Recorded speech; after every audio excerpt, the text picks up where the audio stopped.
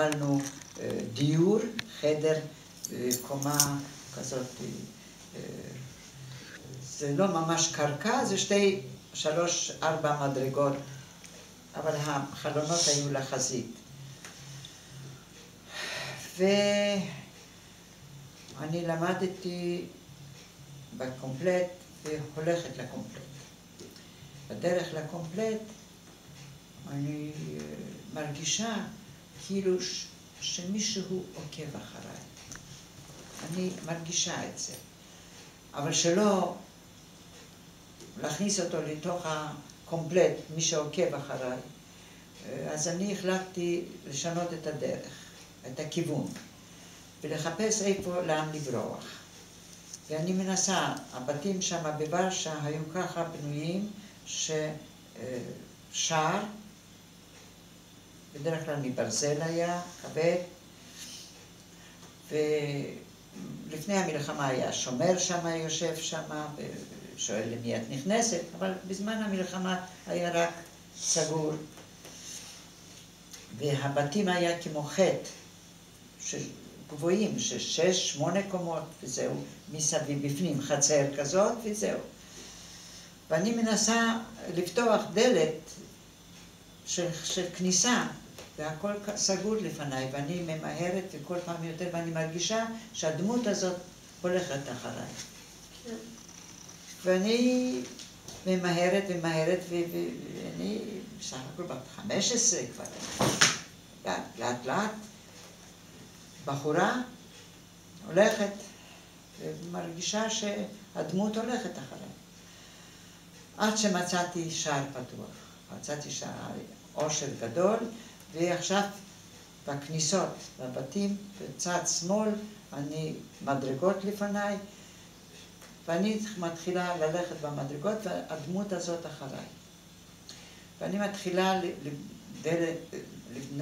לנסות דלתות, לפתוח, והכל היה סגור, ואני עליתי עד הקומה השישית.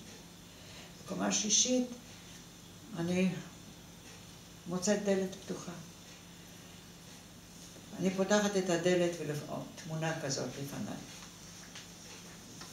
חדר גדול, מיטה לפניי, ועל המיטה הזאת יושבת אישה שהיינו כבר מומחים, אנחנו כבר ידענו מה זה רעב, איך זה למות מרעב, איך נראה בן אדם שמת מרעב.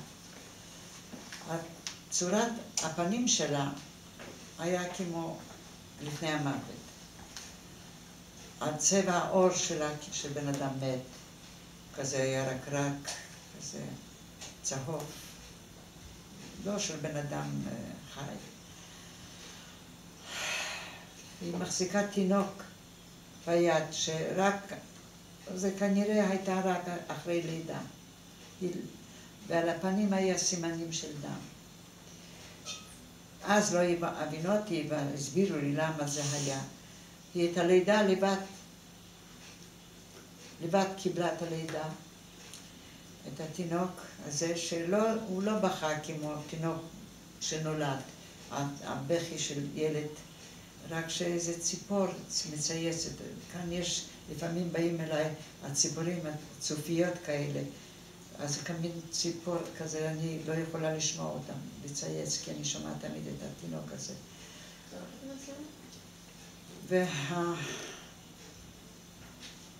למה יש על הפנים דם? שהיא חתכה עם השיניים את חבל הטבור. ככה הסבירו לי. ואחריי נכנס הנבלה הזאת, אססמן, זה של הדף אחריי.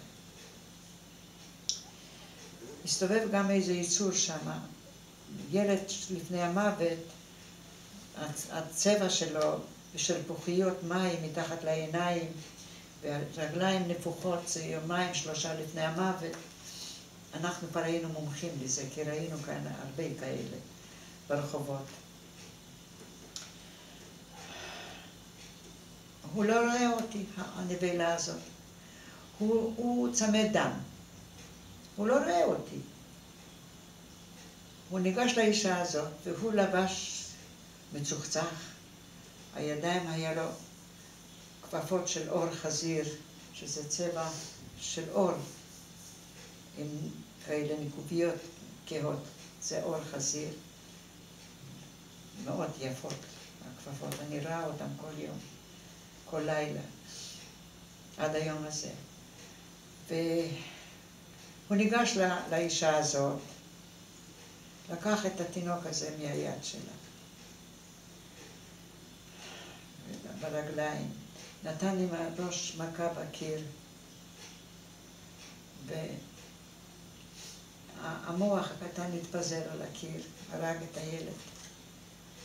זרק אותו, ואחר כך הוא נסתכל על הידיים שלו, הוא לכלך את הכפפות היפות. הוריד את הכפפות, זרק אותם, ואני רואה אותם כל הזמן. ואחר כך אמר לאישה לרדת מהמיטה בפקודה, והיא ירדה.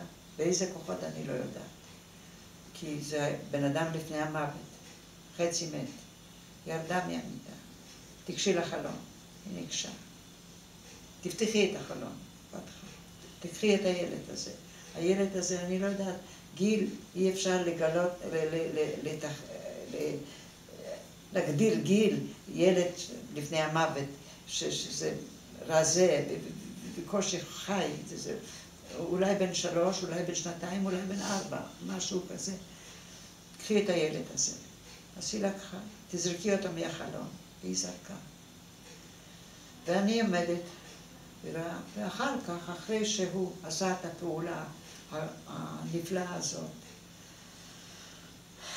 הוא יצא, השאיר אותי עומדת, ילדה בת 15 וחצי. והיא עמדה כמו פסל על יד החלון, שום תגובה לפנים. אין תגובה. כאילו שפסל מת עומד, ואני עמדתי גם כן ככה. כמה זמן אני לא יודעת. הרבה זמן, בשבילי זה היה יובלות. המון זמן. יכול להיות שלא הרבה זמן, אני לא יודעת.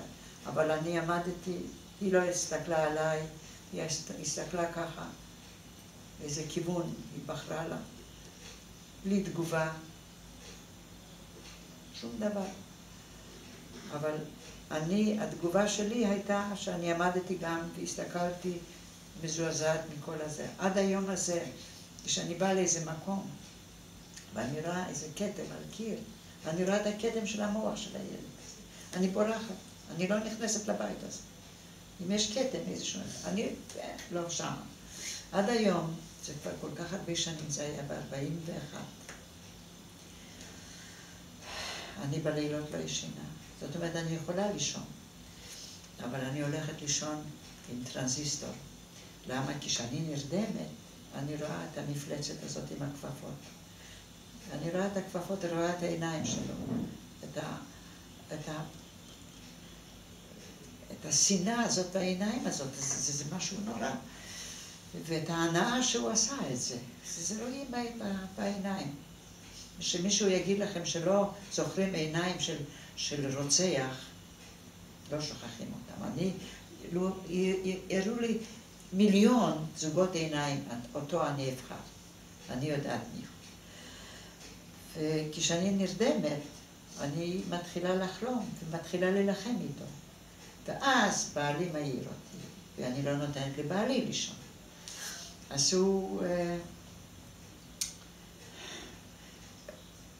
אז אני החלטתי לא להעיר אותו. אז אני שוכבת עם הטרנזיסטור, שומעת חדשות כל הלילה. אם אני לא שומעת, באחד אני שמעתי, בשניים לא שמעתי, סימן זה שישנתי שעה. ושוב פעם אני שומעת לי חדשות, שוב פעם איזה שעה אולי, שוב פעם, וככה זה עוברים, הלילות עוברות. עד היום. עד היום זה הטרנזיסטור על יד המיטה שלי, זה חלק בלתי נפרד ממני, זה חלק ממני, אני לא יכולה בלי זה. וזה התמונה הראשונה שהייתה לי בדרך כלל